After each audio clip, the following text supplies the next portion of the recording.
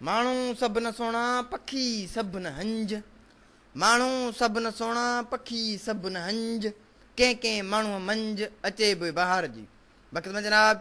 Chief guest हिन महफ़िल जा मोर ऐं मौजूद साथियो, अस्सलामु अलैकुम वरहमतुल्लाहि वबरकातुहू।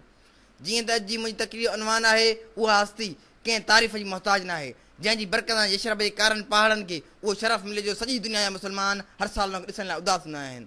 जंहिंजी तारीफ़ में पूरो क़ुर त छा तौरेत इंजील में सचाई जा सबूत मिलनि था। जनाब सदर, अहिड़ी तरह सां ई जॾहिं अरबन में बेहद बुरायूं थी रहियूं हुयूं ऐं इंसानियत जा कातिल धीअरनि खे जहिड़ो पूरण लॻा, त उन ई इलाइक़े में ख़ुदावंद करीम हिकु अहिड़ो त मोती मोकिलियो जंहिंजो फ़ाइदो अरबन खां सवाइ पूरे इंसानियत जे लाइ मसइले राह बणिजी वियो, जंहिंखे अर्श अज़ीम ते अहमद ऐं फ़र्श ते मोहम्मद सल्लल्लाहु अलैहि वसल्लम जन जे नाले सां यादि कयो वेंदो आहे। पाण ख़ुदा जे अनमोल हीरनि जानी नबियुनि मां आख़िरी नबी हुआ, सदन इख़लाक़ ईमानदारी एतिरी त इहो खैन अल अमीन लक़ब मिलियो। दोस्त न पर खैन, दुश्मन बि अमानतूं रखी वेंदा हुआ, जंहिं लाइ संदसि इख़लाक़ ईमानदारीअ जे करे ई गैर मुस्लमान बि पंहिंजे दीन ऐं धर्म छॾे संदसि पैरवी कंदा हुआ, जंहिं लाइ ख़ुदा पाक पाण क़ुर में फरमायो आहे त ए मोहम्मद, तव्हां इख़लाक़ जे आला मर्तबे ते आहियो। पाण सल्लल्लाहु अलैहि वसल्लम जन इख़लाक़ जे आला मर्तबे ते हूंदे, रहमतुल लिल आलमीन हूंदे, ॿिन्ही जान जे सरदार हूंदे बि पाण कॾहिं बि फ़ोक़ियत हासिल न कई, आला न सम्झो, पाण कॾहिं बि तकबुर न कयो। जॾहिं त पाण सल्लल्लाहु अलैहि वसल्लम जन खे कुफ़ार वारा चवंदा हुआ त ए मोहम्मद, तव्हां आला क़बीले खां तालुक़ रखंदड़ आहियो ऐं अव्हां जो मर्तबो बि आला आहे, तंहिं करे तव्हां कुझु माण्हुनि में फ़र्क़ु करियो ऐं हर कंहिंखे बराबरि न सम्झो। हुननि जे चवण जो मतिलबु इहो ई हुयो त जीअं अॼुकल्ह जा असांजा वॾेरा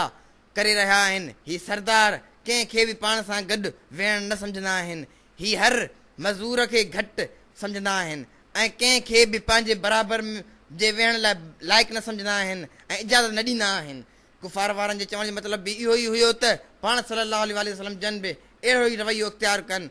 इन्हनि ॻाल्हियुनि ते हज़ूर सल्लल्लाहु अलैहि वसल्लम जन इनकार कयो, छो त पाण करीम सल्लल्लाहु अलैहि वसल्लम जन त हर शख़्स सां हिकु आम इंसान वांगुरु मिलंदा हुआ ऐं ग़ुलामनि सां गॾु कमकार बि कंदा हुआ ऐं ग़ुलामनि खे गॾु घटि वधि बि कॾहिं बि न चवंदा हुआ, बल्कि ग़ुलामनि खे त घर जो भाती करे सम्झंदा हुआ ऐं हर कंहिं सां नरम मिज़ाजी सां पेश ईंदा हुआ। जेकॾहिं हज़ूर सल्लल्लाहु अलैहि वसल्लम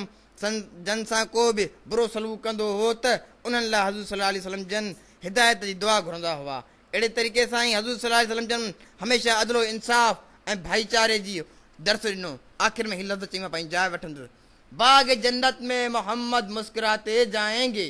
बाग़ जन्नत में मोहम्मद मुस्कुराते जाएंगे, फूल गिरेंगे और हम उठाते जाएंगे। सुभान अल्लाह, आमीन, सम आमीन। Thanks, very very thanks, thanks, thanks, thanks.